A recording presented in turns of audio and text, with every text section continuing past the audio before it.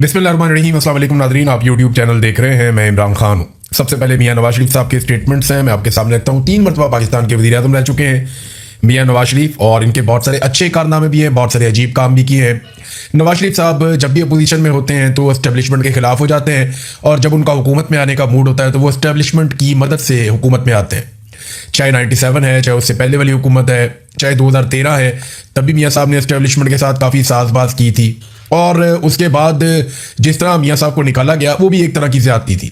फिर जब इमरान खान साहब की हुकूमत आई तो मियाँ साहब ने एस्टेब्लिशमेंट के साथ मिलकर दोबारा खेल खेला, अपने भाई को वज़ीर आज़म बनवाया, इमरान खान को जेल में डलवाया, डील करके पाकिस्तान वापस आए, और फिर अपनी बेटी को वज़ीर आला और अपने भाई को वज़ीर आज़म बनवा दिया। हालांकि इलेक्शन में मियाँ साहब हार चुके थे। मियाँ साहब की बड़ी अच्छी और तगड़ी सियासत थी पाकिस्तान में, और ऐसा नहीं है कि वो ख़त्म हो गई, अभी भी मियाँ साहब की सियासत बाकी है, लेकिन बहुत बुरी तरह तबाह हुई है। 2024 के इलेक्शन में मियाँ साहब की पार्टी सीटें नहीं जीत पाई, और बहुत बुरी तरह उन्हें शिकस्त हुई थी, क्योंकि मिलिट्री एस्टेब्लिशमेंट की छाप उनके ऊपर लग गई थी। और आज भी ये सूरत हाल है कि मियाँ साहब अगर इलेक्शन लड़ें, फ्री एंड फेयर इलेक्शन हो, तो तमाम वो लोग जो इंडिपेंडेंट अपनी ओपिनियन रखते हैं, या वो लोग जो न्यूट्रल ओपिनियन देते हैं, या वो लोग जो चले PMLN के हमायती भी हैं, वो भी ये कहते हैं कि अगर आज भी एक फ्री एंड फेयर इलेक्शन हो तो मियाँ साहब पाकिस्तान तरीके इंसाफ का मुकाबला नहीं कर पाएंगे। आसिफ अली जरदारी और मियाँ साहब मिलकर भी नहीं कर पाएंगे। क्या मियाँ साहब की सियासत का रिवाइवल हो सकता है, ये तो वक्त बताएगा, और मियाँ साहब की जो सियासी पॉलिसी है वो बताएगी। लेकिन जो पॉलिसी मियाँ साहब इस वक्त चल रहे हैं ना, इस पॉलिसी के साथ रिवाइवल मुमकिन नजर नहीं आ रहा, क्योंकि पाकिस्तान की मिलिट्री एस्टेब्लिशमेंट से पाकिस्तानियों के गिले बहुत ज्यादा बढ़ गए हैं। जर्नैलों ने जिस तरह सियासत की है उससे पाकिस्तानी खाइफ हैं बहुत ज्यादा, और पाकिस्तानियों को यह लगता है कि ज्यादातर मसाइल इन्हीं की वजह से। देखिए, फौज के बारे में अवाम की राय थोड़ी मुख्तलिफ है। फौज के लिए बहुत मार्जिन है आज भी अवाम के अंदर। अवाम ये समझती है कि ये बॉर्डर पे भी लड़ते हैं, दहशतगर्दी के खिलाफ लड़ाई भी लड़ते हैं, और एक आम फौजी जो है वो इन चीज़ों के लिए उतना जिम्मेदार नहीं है, अवाम ये समझती है। लेकिन जो पॉलिसी साज हैं वो पूरी फौज को सियासत के अंदर घसीटते हैं, और फिर उनके कहने पर फौज गोली भी चला देती है, अपने लोगों पर भी चला देती है। अब जो गोली चलाता है वो तो एक बेचारा आम सोल्जर है ना, लेकिन वो हुक्म को पूरा कर रहा होता है, हुक्म को मान रहा होता है। तो ये जो पॉलिसियां बनाने वाले हैं, इनकी वजह से इदारे और अवाम के बीच में खलीज तो पैदा हुई है। अब जो पार्टी अपने आप को इदारे के साथ लिंक करती है या उसके साथ जोड़ती है, उसके लिए प्रॉब्लम पैदा हो जाती है, वो अवाम में गैर मकबूल हो जाती है। यही काम मियाँ नवाज शरीफ साहब के साथ हो रहा है। जब तक मियाँ साहब अपनी पॉलिसी ठीक नहीं करेंगे, मुझे नहीं लगता कि मियाँ साहब का जो सियासी रिवाइवल है वो हो पाएगा। अब आज़ाद कश्मीर में क्योंकि मियाँ साहब को अकेले भागने का मौका मिला, मियाँ साहब अकेले भागे हैं उस इलेक्शन की दौड़ में, तो मियाँ साहब पहले नंबर पे आए। क्योंकि पीपल्स पार्टी तो हो या ना हो वो एक ही बराबर है, तो तय था। इलेक्शन मैंने आपको पहले बता दिया था कि यहाँ मियाँ साहब को हुकूमत बनाकर दी जाएगी, और गिलगित बल्तिस्तान में भी हमने आपको पहले बता दिया था कि वहाँ पीपल्स पार्टी को हुकूमत बनाकर दी जाएगी। तो ये फॉर्मूले पहले से तय थे। पाकिस्तान तहरीक इंसाफ ने बाइकआउट कर दिया था तो मैदान बिल्कुल खुला था, तो अकेले भाग के मियाँ साहब जो है वो पहले नंबर पे आए, अपनी हुकूमत बना रहे थे। मियाँ साहब ने एक स्टेटमेंट दिया है कि इलेक्शन में सीट हारने पर हौसला नहीं हारना चाहिए। ये वैसे तो बड़ी हौसले वाली बात है कि हार जीत होती रहती है इलेक्शन में। मियाँ साहब भी इलेक्शन हारे हैं, यास्मीन राशिद से भी हारे हैं, और जो इलेक्शन हुआ वहां हजारा में मियाँ साहब का, वहां पे भी मियाँ साहब इलेक्शन हारे हैं, मानसेरा में। लेकिन सवाल ये पैदा होता है, ये ज्यादा बड़ी बात नहीं है कि इलेक्शन में सीट हारने पर हौसला नहीं हारना चाहिए। इससे ज्यादा बड़ी बात यह है कि अगर आप हार जाएं तो बड़े दिल से हार को तस्लीम भी करना चाहिए। मियाँ साहब इलेक्शन हार गए थे, लेकिन उन्होंने हार तस्लीम नहीं की, उन्होंने दिल बड़ा नहीं किया, बल्कि यास्मीन राशिद साहबा को लगातार जेल में रखा गया है, जिनकी सीट पे मियाँ नवाज शरीफ साहब ने कब्जा किया लाहौर में। और ये जो मियाँ साहब ने कब्जा किया है, इसकी वजह से मियाँ साहब काफी मजबूर भी हैं, क्योंकि ये सीट बड़ी कमजोर है। जब भी कभी एस्टेब्लिशमेंट चाहेगी, मियाँ साहब को दीवार के साथ लगा देगी, और इतना गंदा कर देगी कि मियाँ साहब बाद में सफाइयां ही देते रहेंगे। या मियाँ साहब को दिल बड़ा करते हुए, हौसला पैदा करते हुए हार मान लेनी चाहिए थी, और मियाँ साहब को यह कहना चाहिए था कि मैं यास्मीन राशिद से इलेक्शन हार गया हूं, लिहाजा मैं बड़े दिल से इस हार को तस्लीम करता हूं। इसको कहते हैं हौसला। लेकिन मियाँ साहब इलेक्शन तो हार गए, हौसले के मैदान में भी हार गए। मियाँ साहब को हौसला रखना चाहिए था इतने बड़े लीडर का, जो 3 मरतबा पाकिस्तान जैसे मुल्क का जो एटमी कुव्वत है उसका वजीर आजम रहा हो, और वो इतनी जल्दी हौसला हार जाए कि एक खातून से वो इलेक्शन हारा और उससे हार ही नहीं मानी गई, बल्कि वो डट के खड़ा हो गया, नहीं जी नहीं, मैं वो इलेक्शन दे लिया, उन्होंने चोरी कर लिया, आधी रात को ROE तब्दील कर दिया और करके जैसे भी किया। तो मियाँ साहब कहते हैं इलेक्शन में सीट हारने पर हौसला नहीं हारना चाहिए। हौसला तो आप तब हार गए जब आपने हौसला ही नहीं किया अपनी हार तस्लीम करने का। एक और बात मियाँ साहब ने कही कि मेरे 3-4 साल में डॉलर 1 रुपया भी नहीं बढ़ा। ये बयान जो है मैंने चेक किया, सारा डाटा निकाला 2013 से लेके 2017 तक का, तो उस डाटा के मुताबिक रुपए की कदर कम हुई थी। मियां साहब कह रहे हैं कि डॉलर 1 रुपया भी नहीं बढ़ा। जब मियां साहब की हुकूमत आई तो 98 का था। जब मियां साहब की हुकूमत खत्म हुई, यानी मियां साहब को वजारत उज़्मा से हटाया गया, बाद में भी मियां साहब की अपनी हुकूमत थी, शाइका खान अब्बासी को लगाया गया था, इसहाक डार ही वजीर खजाना थे, लगभग 110 के आसपास, 98 से इनको मिला था। इमरान खान को जब हुकूमत मिली थी तो 129 रुपए का था। यानी मियां साहब को जब हुकूमत मिली थी तो डॉलर था 98 का, इमरान खान साहब को जब हुकूमत मिली थी तो डॉलर था 129 रुपए का। फिर उसके बाद शहबाज शरीफ साहब को 178 की मिली और आज 278 रुपए का डॉलर है, और ये 300 से ऊपर भी जा चुका है। बीच में इतना ज्यादा एक जंप लगा था, लेकिन आज 278 रुपए का ये बहुत महंगा है। और ये इसहाक डार साहब की पॉलिसियां हैं जिनकी वजह से पाकिस्तान यहां पे पहुंचा, ये बात सारे मानते हैं। आप जब भी कभी पाकिस्तान का पूरा ऑडिट कर लें आप इकोनॉमी का, तो आपको पता चलेगा कि इसहाक डार साहब के फैसलों ने कितना नुकसान पहुंचाया। और मियां साहब के लगाए हुए जो आईपीपीज थे, जो मियां साहब ने अपने दौरे हुकूमत में लगाए, उन आईपीपीज ने जो बिजली के मंसूबे लगाए गए, जिनमें यह मुआहदा किया गया कि आप बिजली बनाएं या ना बनाएं, हम आपको बिल अदा करेंगे, ये जो मुआहदा किया गया, जिन लोगों के साथ किया गया, जिसमें बड़े बड़े कमीशन थे, इन मुआहदों ने पाकिस्तान की मईशत की कमर तोड़ के रख दी। आज मियां साहब कहते हैं जी हम कमाल काम कर रहे हैं, वो ये कह रहे हैं शहबाज शरीफ साहब दिन ब दिन हालात बेहतर कर रहे हैं। हालांकि हकीकत यह है कि मईशत भी नीचे जा रही है, गुर्बत बढ़ रही है, बेरोजगारी बढ़ रही है, महंगाई बढ़ रही है। डॉलर देखें आपके सामने, पेट्रोल की कीमतें पूरे खित्ते में सबसे ज्यादा हमने बढ़ा दी हैं, बदअमनी भी पाकिस्तान में बढ़ रही है। जब सारे हालात लगातार खराब हो रहे हैं तो मियां साहब कह रहे हैं कि उनका भाई बहुत अच्छे काम कर रहा है। और जब इमरान खान ने पूरी दुनिया में सबसे अच्छा परफॉर्म करके दिखाया था कोरोना वायरस के खिलाफ, तो मियां साहब कहते हैं वो दौर बहुत बुरा था। देखिए, किसी की अच्छी चीज को तस्लीम करना चाहिए। मियां साहब ने अपनी जिंदगी में कुछ अच्छे काम किए हैं। यानी जब एक प्रेशर आया मियां साहब के ऊपर, जब एटमी धमाका करना था, तो कम से कम उस दौर में एस्टेब्लिशमेंट ने किया हो, मियां साहब ने किया, मिलजुल के इन्होंने एटमी धमाके तो कर ही दिए थे ना। तो ये क्रेडिट जाना चाहिए, जो लोग उस वक्त थे उन सबको जाना चाहिए। तो इमरान खान को भी बहुत सारी चीजों का क्रेडिट जाना चाहिए। मियां साहब को अपना दिल बड़ा करना चाहिए कि बहुत सारे काम इमरान खान साहब ने बहुत अच्छे किए थे, जिन पे आजकल उनकी बेटी, उनका भाई जाकर अपने नाम की तख्तियां भी लगा लेते हैं बाज़ औक़ात। नाज़रीन, राणा सनाउल्लाह साहब ने एक स्टेटमेंट दिया। उन्होंने कहा जी कि आइन और कानून सियासी जमातों को एहतजाज की इजाजत देता है, लेकिन वो सहूलत पाकिस्तान तहरीक इंसाफ को मैसर नहीं है। यानी ये इन्हें वो सहूलत नहीं दी जा सकती क्योंकि पाकिस्तान तहरीक इंसाफ पर 9 मई का इल्जाम है, ये राणा सनाउल्लाह ने कहा। तो मामला यह है कि कल मिलिट्री एस्टेब्लिशमेंट की किसी और पॉलिटिकल पार्टी से अगर लड़ाई हो जाएगी तो वो उनके ऊपर कोई भी इल्जाम लगाएं और वो ये कहें कि इनको हमने कोई जलसा जुलूस नहीं करने देना, कोई सियासी एक्टिविटी हमने इनको नहीं करने देनी, ये इलेक्शन जीतेंगे भी तो हमने इनको नताइज नहीं देने, तो फिर वो पॉलिटिकल पार्टी क्या करेगी? देखिए, 9 मई अपनी जगह पे, वो अब एक कानूनी मामला है, वो अदालतों में चलने दीजिए, वहां पे सबूतों की बुनियाद के ऊपर फैसले होने दीजिए। अदालतें जाने और 9 मई जाने, आप सबूत ले आए, सीसीटीवी फुटेज ले आए, बाकी चीजें ले आए, शवाहिद ले आए, उसकी बुनियाद पे आप लोगों को सजा दिलवाएं। कई जगह पे लोग बाइज्जत बरी भी हुए हैं, कई जगह पे लोगों को सजाएं भी हुई है। तो 9 मई को खालिसतन एक कानूनी मामला रहने दिया जाए तो बेहतर है। अब इसकी बुनियाद पे आप ये तय नहीं कर सकते कि लोगों को ये हक ही नहीं है कि वो एहतजाज करें। वो एक पॉलिटिकल पार्टी है।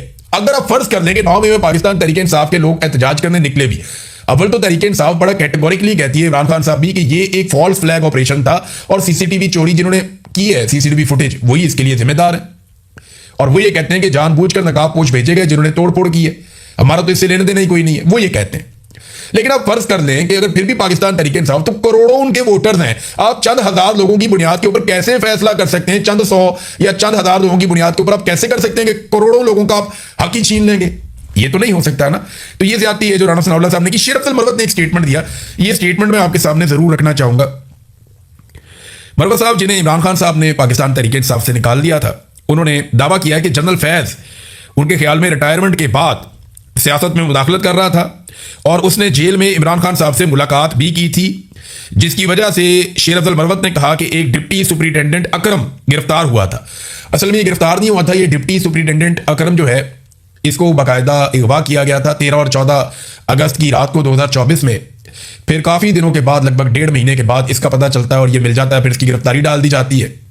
इसके ऊपर इल्ज़ाम ये था कि इसने सहूलतकारी की है किसी गैर मुल्की पाकिस्तान तहरीक इंसाफ की शख्सियत की राब्ता करवाने में इमरान खान साहब के साथ। यानी इमरान खान साहब के किसी गैर मुल्की पाकिस्तान तहरीक इंसाफ की शख्सियत के साथ राब्ता करवाने में या मैसेजिंग करने में, पैगाम रसानी में सहूलतकारी की है इस डिप्टी सुपरिटेंडेंट ऑफ जेल ने। ये इसके ऊपर इल्ज़ाम था। ये वाला इल्ज़ाम तो आज तक कभी नून लीग ने भी नहीं लगाया। ये वाला इल्ज़ाम तो आज तक इमरान खान के बदतरीन दुश्मनों ने भी नहीं लगाया कि जनरल फैज जेल में गया और जाकर इमरान खान साहब से मिला। ये इल्ज़ाम शेर अफजल मरवत साहब ने लगाया। अब इमरान खान साहब की मैं दाद देता हूं कि उन्होंने इतनी जल्दी कैसे पहचान लिया कि शेर अफजल मरवत को पार्टी से निकालना जरूरी है। या शेर अफजल मरवत से अपनी राहें जुदा करना बहुत ज़रूरी है।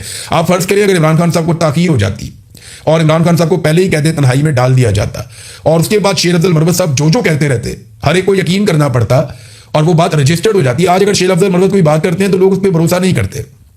लोग कहते हैं कि इमरान खान ने क्योंकि इन्हें पार्टी से निकाल दिया लिहाजा आप ये बदला ले रहे हैं या गुस्से में हैं मरवत साहब। लेकिन अगर इमरान खान साहब इन्हें पार्टी से ना निकालते और कहते तन्हाई में चले जाते तो आज जो भी शेर अफजल मरवत कह रहे होते उसके ऊपर जो है वो पूरे आपके टीवी चैनल्स के ऊपर ब्रेकिंग और फट्टे और सब कुछ चल रहे होते कि पाकिस्तान तहरीक इंसाफ के रुकन शेर अफजल मरवत, इमरान खान साहब के करीबी साथी और वकील शेर अफजल मरवत ने ये भी कह दिया वो भी कह दिया। तो इमरान खान ने लकीली टाइमली इस बारे में फैसला कर लिया था।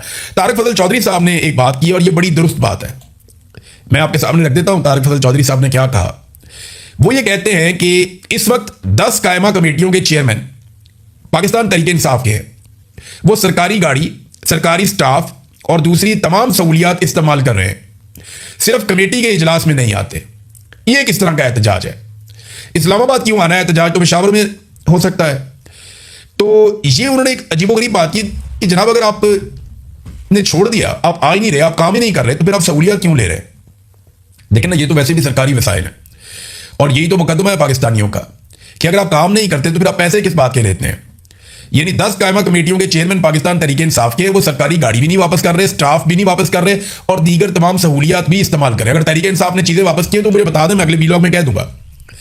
लेकिन तारिक फजल चौधरी साहब ने ये इल्जाम आयद किया है कि ये सारी चीजें वो इस्तेमाल कर रहे हैं। इससे पहले कुछ सहाफियों ने भी इस बात की निशानदेही की थी और पाकिस्तान तहरीक इंसाफ ने तरदीद नहीं की थी, बल्कि एक कोई पाकिस्तान तहरीक इंसाफ के साहब हैं, मैंने वो उनके करीब गाड़ी में जाके सहाफी ने पूछा भी था कि गाड़ी कब वापस कर रहे हैं, तो उन्होंने उसका जवाब नहीं दिया था। तो बात यह है कि ये गाड़ियां आप फिर किस कैपेसिटी में रख रहे हैं, ये स्टाफ आप क्यों इस्तेमाल कर रहे हैं, सहूलियात और मुराद आप क्यों इस्तेमाल कर रहे हैं, जब आप कायमा कमेटियों के इजलासों में जा ही नहीं रहे। अगर आपने इस्तीफे दे दिए तो सारी चीजें वापस कीजिए। इस्तीफे आपने दे दिए, काम आप वहां टकेगा नहीं कर रहे और चीजें और सहूलियात सारी आपने रखी हुई हैं, तो ये कौम का पैसा है। हम गरीब लोग हैं, हम बहुत गरीब कौम है, बहुत एक एक रुपया हम जमा करते हैं। एक तो हमें हुक्मरान ऐसे नालायक और नखट्टू मिले, वो पाकिस्तानियों का पैसा ज़ाया कर देते हैं, ऊपर से अपोजिशन भी ऐसी मिली है कि वो भी बहती गंगा में हाथ धो लेती है। तो ये निशानदेही तारिक फजल चौधरी साहब ने ठीक की है, गो के खुद भी वो फार्म 47 के ऊपर मुंतकिब होकर आए थे, लेकिन बात उन्होंने ठीक की है और ये ताना उनका बिल्कुल दुरुस्त है कि यहाँ पे पाकिस्तान तहरीक इंसाफ को वो तमाम चीज़ें वापस करनी चाहिए अगर उनके पास हैं तो। नाज़रीन, साले जाफर साहब को जो एक अवार्ड देने का ऐलान किया गया, उसके बाद उन्हें टीवी चैनल पे पूछा गया कि आपने वो जो खबरें दी थी, बड़ी अजीबोगरीब किस्म की खबरें आपने दी थी वज़ीर आज़म के हवाले से, नवाज शरीफ को जब गिरफ्तार किया गया, शहबाज शरीफ को जब पकड़ा गया, तो बड़ी निजी किस्म की, बड़ी वो घटिया किस्म की खबरें थी जो आपने दी थी, तो आपने वो क्यों किया था? उन्होंने कहा जी मैं तो अपनी खबरों पर आज भी कायम हूँ। लेकिन आप इंटरेस्टिंग बात देखें कि मियाँ साहब के बारे में जो कुछ कहा, साले जाफर अपनी खबर पर आज भी कायम है, वो अपनी खबर पर डट गए और मियाँ साहब उन्हें अवार्ड देने पे डट गए। ये हुआ पता क्या है? हुआ ये है कि कुछ लोग मिलिट्री एस्टेब्लिशमेंट के साथ हुआ करते थे और कुछ लोग पीएमएलएन के साथ हुआ करते थे। ये आपस में कभी कभी लड़ते भी होते थे। तो ये एक दूसरे के सख्त मुखालिफ होने के बाद जब ये इकट्ठे हो गए ना, तो अब वो सारे लोग भी इनको तोहफे में मिल गए, जहेज में मिल गए सारे लोग। अब उनको भी ना उनको जहर मार कर नहीं पड़ता है, यानी अब दवाई समझ के ये जहर पी लें तो इनको पीना पड़ता है बेचारों को।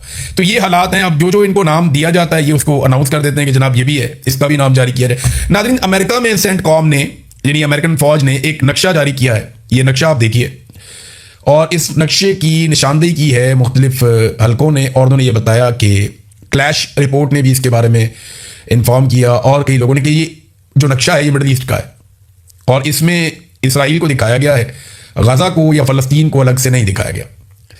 तो क्या इसके ऊपर हम बोर्ड ऑफ पीस में कोई एहतजाज करेंगे, कोई आवाज़ उठाएंगे कि अमेरिकन फ़ौज की जानिब से, सेंटकॉम की जानिब से जो नक्शा जारी किया गया उसमें सऊदी अरब भी है, इराक भी है, जॉर्डन भी है और उसके बाद इसराइल भी है, लेकिन गजा का यहाँ पे कहीं पे कोई निशान या नाम नहीं रखा गया। बड़ा अनफॉर्चुनेट है। ऐसा लगता है कि ये फैसला हो गया है कि अब गजा का वजूद नहीं रहेगा, गजा से तमाम फ़लस्तीनियों को निकाल दिया जाएगा और गजा को वैसा ही बनाया जाएगा जैसा प्लान जैरेड कुशनर का था, जिस प्लान के बारे में डोनाल्ड ट्रंप ने बात भी की थी। नाज़रीन, 3 ईरानी पायलट्स जो हैं उनका एक रोला पड़ गया, वो मिसिंग है। खबर यह है कि ईरान ने कतर पर इल्ज़ाम लगाया है कि 3 ईरानी फौजी पायलट जो गए थे एक अटैक करने के लिए अमेरिका के ऊपर, अमेरिकी जो तनसीबात हैं उनके ऊपर वो अटैक करने के लिए गए थे और 2 मार्च को दुश्मन के फौजी अड्डे के खिलाफ मिशन के दौरान कतर के ऊपर इनके तैयारे गिरे थे। और ये ईरान की जानिब से पहली बार अवामी सतह पर इस बात की तस्दीक की गई है कि वो जो 3 पायलट हैं वो जिंदा हैं और उन्हें कतर ने जो है वो अपने कब्जे में लिया हुआ है और उन्हें उनके खानदानों से रब्ता करने की इजाज़त नहीं दी जा रही। और रेड क्रॉस पर जोर दिया कि वो इनसे मुलाकात करें और उनकी रिहाई को यकीनी बनाने में मदद करें। ये इंपॉर्टेंट है बहुत कि ईरान ने यह दावा किया कि उसके 3 ऐसे पायलट हैं। जब वो अमेरिकन तनसीबात के ऊपर अटैक कर रहे थे तो वो पायलट उनके वहाँ पे कतर में उनके एयरक्राफ्ट गिरे और वो वहाँ पे उतर गए और उन्हें पकड़ लिया गया और वो अब कतर की हिरासत के अंदर है और वो उनके कब्जे में है, लेकिन उनकी खानदान से और कहीं पर रब्ता नहीं करवाया जा रहा।